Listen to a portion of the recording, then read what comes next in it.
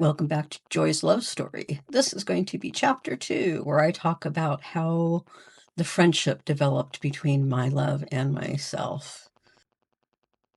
With the unpleasantness I talked about in chapter 1 now out of the way, Priesty and I began playing together on a fairly regular basis. It wasn't that often at first. We would just run dungeons together. One of us was leveling an alt, the other one would bring one of their characters, not necessarily a main, but usually depending on what role the leveling character was, the other person would bring a character that could fill a different role that would help to ensure a faster queue time. Around this time, Priesty also decided to bring his main character back to our server. Our server was a lower population server, not very popular. Most players were dirty casuals and not hardcore raiders at all. With Blizzard introducing paid character and faction transfers, we saw a massive migration off of our server of the more dedicated raiders who were trying to seek their fortunes on other realms, just as Priesty had done, as I talked about in the first chapter. I had been making friends with other players that weren't actually in raid guilds, but still had an interest in raiding, and so they would join what commonly got called pugs or pickup groups, where players would just put out an announcement they're looking for more players for their group. Then they would invite random people, and hopefully things would go well. But the result of the migration of players off the server was that the 25-man raid guilds were dying out there. What was left was mostly 10-man guilds, since Blizzard had set up both 10 and 25-man heroic raiding. Priesty didn't want to see the 25-man raiding die out on our server, because it had been a home for him for his main for many years, still was a home for him for his alts. And so he came back to the server hoping to keep it alive in at least one guild, which was the guild we both had been part of. The guild master there wished him luck and turned the guild over to him. A couple of the friends that I had made pugging had joined that guild at my suggestion during the time that Priesty had been off server. When he suddenly appears out of nowhere, they had never met him. And I'm sitting there and I'm like, you know what? Don't worry about it. Trust him. He's a great raid leader. Everything will be fine. They were still very, very uncertain. And I'm just like, just trust me. He's different, but it's a good different. You'll like him, which did happen. He ended up becoming friends with them as well. So Priesty was trying to keep alive the last serious 25-man raid guild on our server. I was raiding with the 10-man guild at the time because, of course, I had no interest in going back to that guild, and I never really had an interest in the 25-man raiding. I was much more comfortable with the 10-man raiding. Occasionally, if the guild was short bodies, I would go ahead and get on one of my alts and help them out, although I didn't really do it all that often, because he's now trying to run a raid guild on top of being in his final year of school. He really didn't have a lot of extra time, so while we still played together when he was leveling his alts, it didn't happen all that often once he had returned his main to the server. Toward the end of the first raid tier of Cataclysm, I realized that the guild I was raiding with really was not a good fit for me. But I also didn't really want to have to join another raid guild. So when Firelands came out, I decided I would try my own hand at the raid leader. Although I have to admit, I had learned quite a bit about raid leading from watching Priesty in the past. Well, I started searching for players like me, players who weren't actually in raid guilds but wanted to be raiding. Priesty and the other couple of friends that I had mentioned that were in the guild before he came back to start leading it brought some of their alts into my raid group, along with the other random players that I had in general. To me, was very helpful. I felt supported in trying to run this raid group because I had friends there, including one that I knew was a very good raid leader. And if I was making any massive mistakes as a raid leader, I knew that they would be very polite in letting me know that. During Firelands, Priesty was still running his 25-man guild, but he was getting more and more frustrated with the players because he felt like a lot of them just weren't taking it seriously. By the end of Firelands, Priesty basically gave up. He couldn't take it anymore. He ended up turning the guild back over to the former guild leader and taking his main back off server so that he could be finding a more progressive high-end raid guild to be raiding with. But he still had his alts behind, and he was able to stick things out long enough that my group that was just doing 10-man managed to clear Firelands on normal before the release of Dragon Soul. So I felt somewhat accomplished from that, but also raid leading wasn't for me. And I think a large part of that is just probably because of my anxiety, that general uneasiness and stress that comes from being in the position where everybody was staring at me for leadership as opposed to me being another member of the group. But also around this time, the friends that I'd had in Priesty's Guild, along with some others we knew, we had, toward the end of Firelands, started building our own little alt group to raid together on a regular basis each week. Despite our late start, we found ourselves rapidly progressing through the raid as a 10-man. We had actually become one of the better 10-man guilds on the server. So with Priesty taking his main back off server and everybody figuring out, well, what do we still want to raid? What are we going to do now? Those of us that had been raiding together on alts decided that we were going to form our own guild for raiding for Dragon Soul. And it wasn't going to be one of those big hardcore raid guilds, bringing in lots of people for bench and even making a second raid group or anything like that. It was just going to be those of us who had been doing the alt run together, and we invited in friends that had taken their mains to other servers to play, but had left some of their alts behind on our server. And they were in the guild more for casual friends and as people that wanted to be raiding on their alts. But should one of our core members decide some night that they couldn't be raiding or had some other commitment that prevented them from raiding, then with these friends, whoever was available was usually happy just to go ahead and bring their alt in to help us out for that night. Lo and behold, we were the second ranked guild on our server for Dragon Soul. Again, there weren't any 25-man guilds left doing any raiding. This was all competition among 10-man guilds.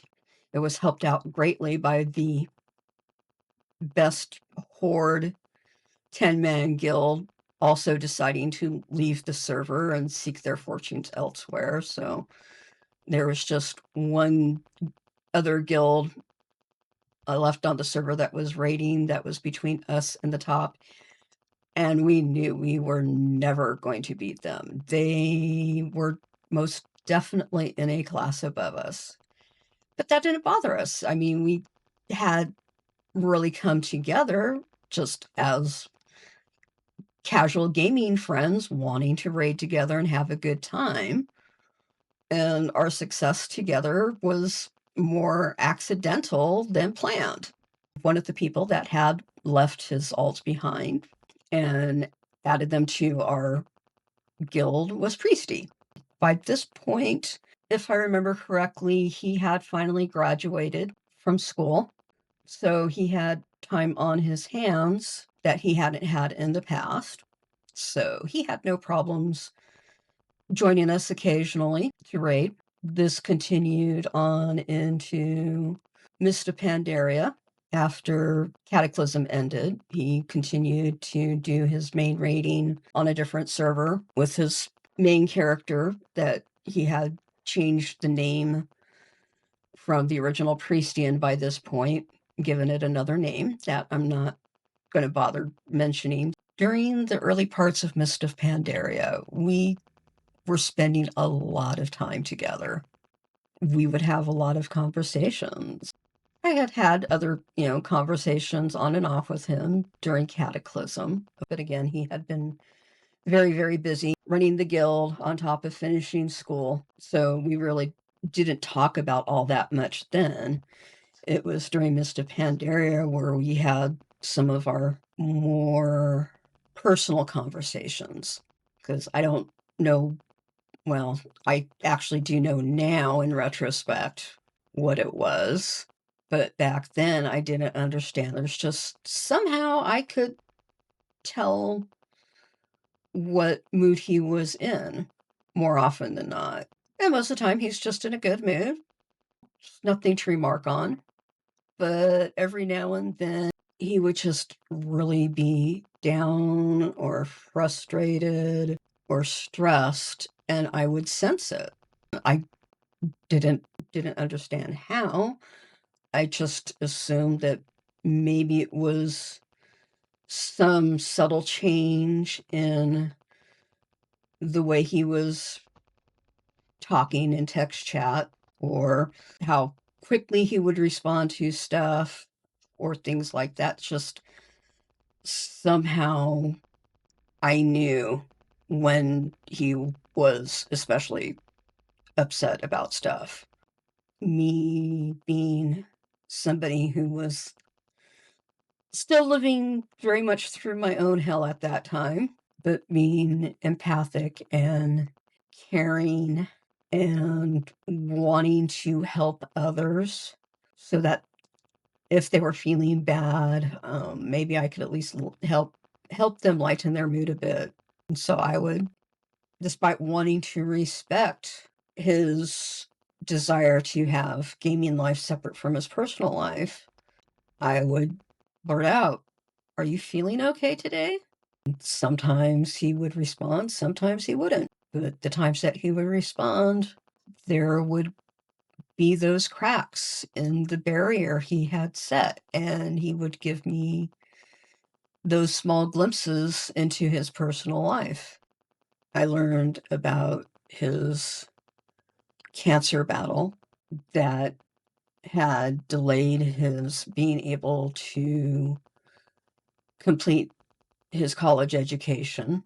He would talk, there would be days where he was sick and he would just be absolutely miserable because he was immunocompromised. Recovery for him was longer than it would be for most people. We had a long conversation one day about catharsis.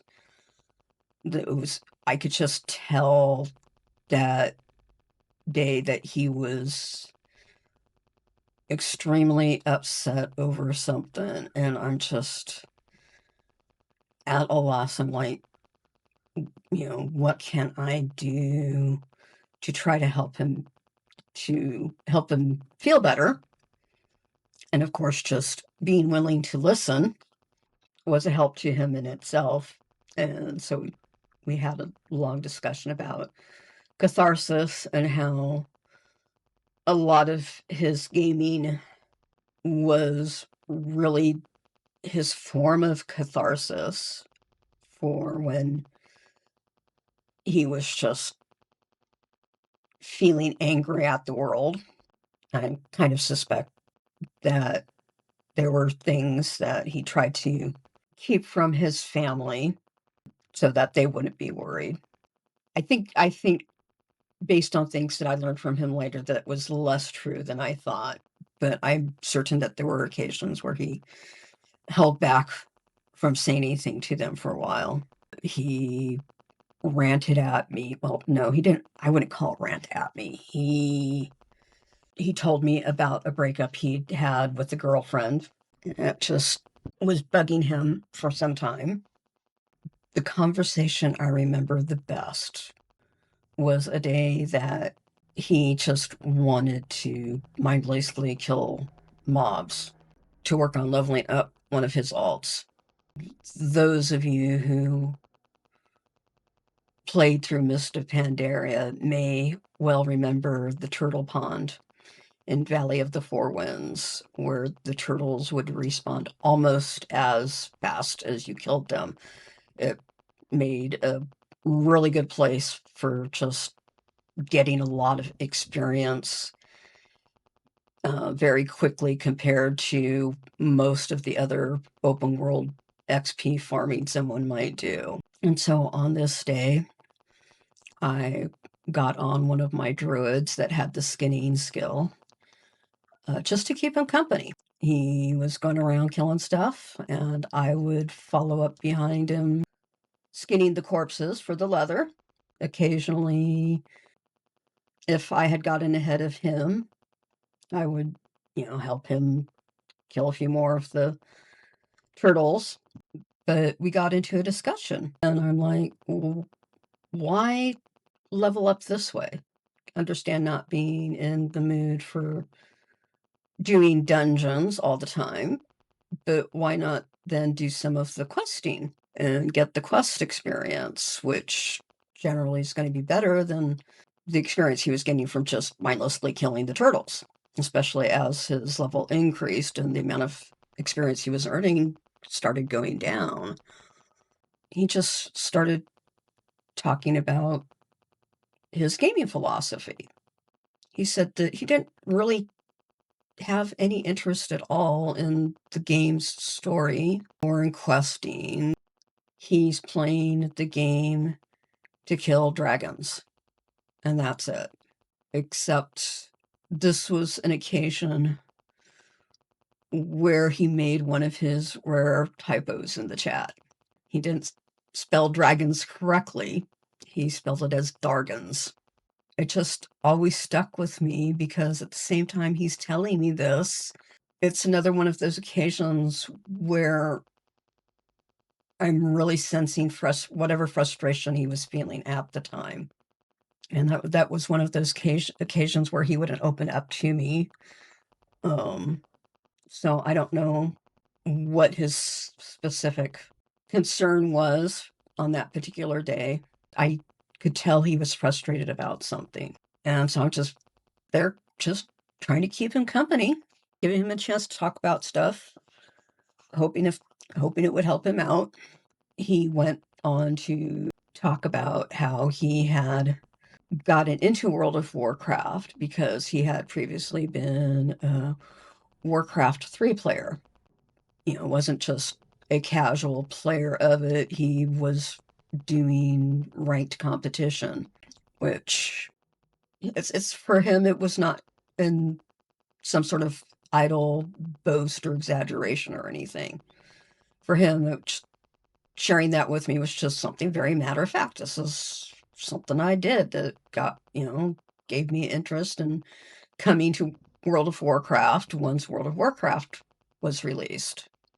But overall, it's just he gamed because he wanted to be able to kill the dragons. It became important to him not just to kill the ordinary dragons out in the game world like the turtles, but to be part of the groups that were pushing progression and killing the most difficult bosses in the game when the content was current. again, that's just a conversation that always stuck with me, not just because of his typo, although the typo turned into a kind of fun way to tease him on occasion. It was also the type of typo that I have shared with others on occasion when they question why there are people that will play a game for reasons different from their own. And it's like everybody's different. Everybody's got their own interest. Even if it doesn't seem to you like you would play a game for those reasons, these other people are, and they're enjoying the experience playing just for those reasons. So, you know, don't mock them, don't make fun of them, don't tell them they're wrong for playing the way they're playing. Just accept they've got different goals in mind. But then there were, other things that were less conversation and more gameplay related that I remember. And there are two particular circumstances I can remember. One where he decided he was going to go out of his way to make my game life miserable. And then I turn around a few months later and return the favor to him. In the first case, for those of you who remember Heart of Fear, LFR, looking for raid, which is the lowest difficulty level, but it was designed for random players to be grouped together just to get a chance to play through the raids instead of having to dedicate time to a raid guild and a established group. I can't remember the exact name of the boss, but it was the first boss of the second wing in LFR. It was Windlord or something like that. The boss, at times during the fight, would drop what were called wind bombs into the fight area. If players came in contact with those wind bombs, they would explode, dealing damage to all of the raid group.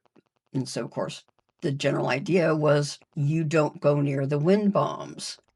The tanks that controlled where the boss was moving to would slowly move the boss around in the room so that any wind bombs that had been placed would be left behind the group so nobody would accidentally run into them.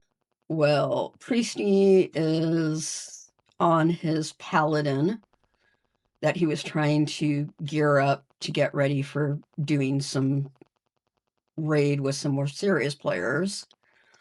And I had agreed to accompanying him on my main, which was my healing priest. Although at that point, I think I was using discipline for my spec instead of holy. All of a sudden, mid-fight, Priesty goes, I think you're getting bored. Let me do something about that. And he proceeded to pop his defensive cooldowns on his paladin and run into every single wind bomb that had been placed so far in that fight. So the raid is suddenly taking this massive amount of damage. And I am just so mad at him right at this moment because it's like, I wasn't expecting this. I was just there to give him a faster cue, keep him company while he's leveling his character. Or not leveling, but gearing up his character. Because I certainly didn't need the gear from the raid on my main. I already had heroic gear on my main. And so all of a sudden, I'm finding myself having to heal like I have never healed before, trying to keep people alive.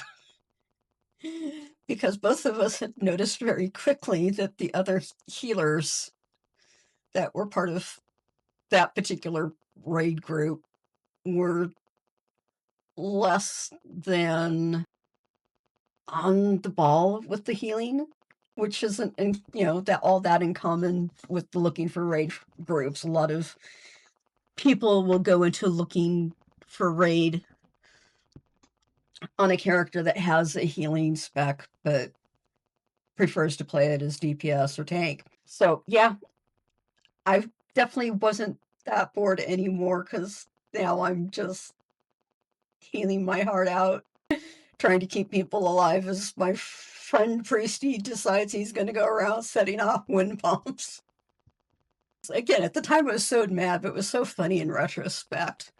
But I think he accomplished what he wanted to, because I had this habit of doing combat logging while we were doing content together, because he liked to be able to go back later and look at his performance and figure out ways to improve on whatever role it was he was playing.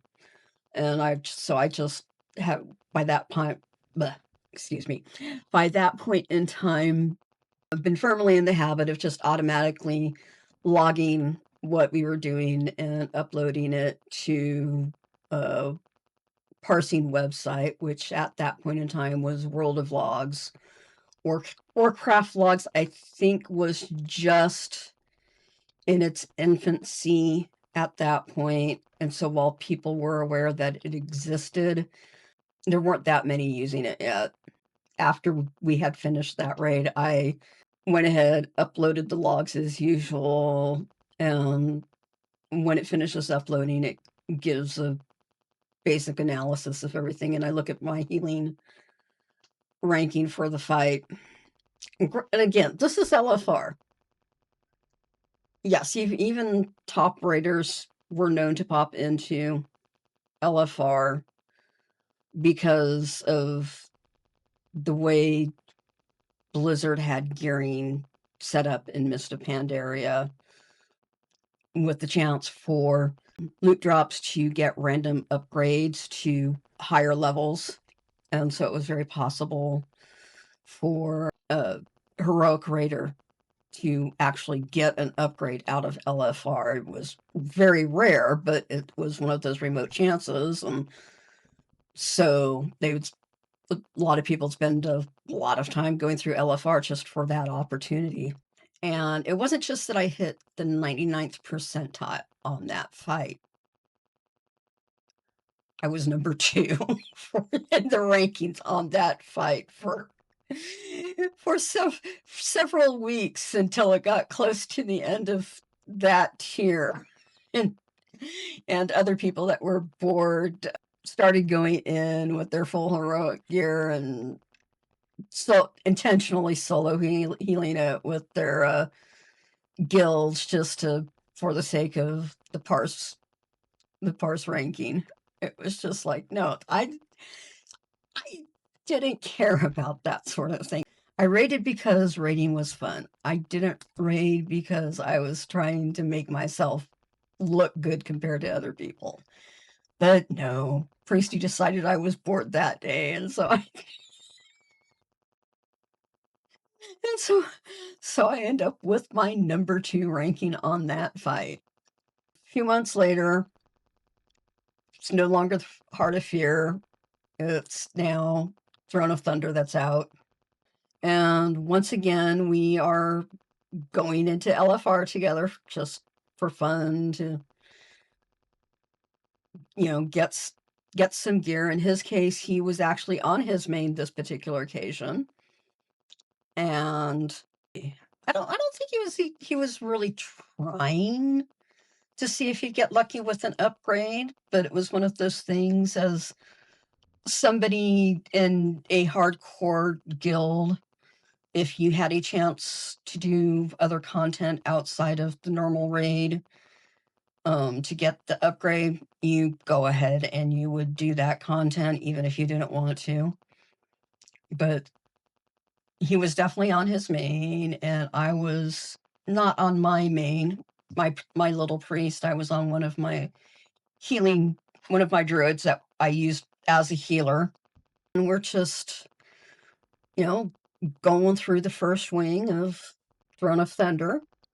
And there's this guy in the party chat mouthing off about how difficult this particular raid tier was turning out to be, how players were struggling getting through the fights, how things were especially difficult for healers, and it was making it hard to find healers if you were hugging outside of LFR. Priesty and I are sitting there privately exchanging messages about how really funny and stupid sounding this guy was for all of this mouthing off he was doing. We get to the third boss of that wing. At least I think Horton was the third boss. Can't remember clearly for certain, but I think he was the third boss. This guy once again begins his mouthing off, saying that this fight was almost impossible to heal, talking as if he knows everything and anything and was the best judge of an encounter's difficulty. Priesty hits his breaking point with listening to this dude and tells him flat out, "You don't know what you're talking about. I could solo heal this fight." And the guy's like, "No way. You don't know what you're talking about." And of course, Priesty, being a cutting edge raider, which by this point in time, Blizzard had introduced the cutting edge and ahead of the curve achievements, with the difference being ahead of the curve went to those clearing a raid on normal, cutting edge went to those clearing the raid on heroic, because there was no mythic difficulty at that point in time. It's just, dude, you don't have a clue what you're talking about. And a couple of other voices and a couple of other players pitch into the chat saying, "No, I think he's right. I don't think anybody could solo heal this." And here's my chance for my revenge. He made me set off wind bombs. I got the raid group to agree to let him to solo heal it. Naturally, with the way the different debuff cleansing was set up between the different healer classes, Priesty couldn't heal all of the debuffs on his own. But he could get 2 of them. Me being on my healing druid was able to get the other 2. So I convinced the group. I'm like, you know what? He can do it. If it doesn't work, well, then, if you're right and this fight is as difficult to heal as you claim it is, we're probably going to wipe anyway. So all that's happened is we've had a wipe where we've got a solo healer. And this other guy is just like, "No way, dude. There's no way you can do this." In the meantime, I'm private messaging the other healers in the group, and I'm telling them, this is genuine. He really can solo heal this fight. Please do us a favor. Help out with dispels, but do not heal anybody. And I got them to agree to do it. And so Priesty solo healed the fight. Cleared it first attempt. When the boss was dead, there was just that silence that people will fall into when they've seen something that blows their mind. And then everybody is just like showing Priesty their respect because he did it. There's my payback. He had his fun. He got pushed to his limit just like he pushed me to my limit. Those types of things, it's really kind of representative of what we were doing during our friendship. We were just there having a good time, going through the raids together, going through dungeons together. Yeah, it was good times. But unfortunately, like happens so often in life, all good things come to an end eventually. In our case, the process had already started, even though we didn't know it at that point. Once again, Garama came up from a source that had started drama in the past, and that I need to leave for the next chapter of the story. Ending this for now, because I really don't want to have to relive those memories at this moment. I will no doubt get to recording it later in the week. In the meantime, until then, peace, love, and joy to all of you. Please take care.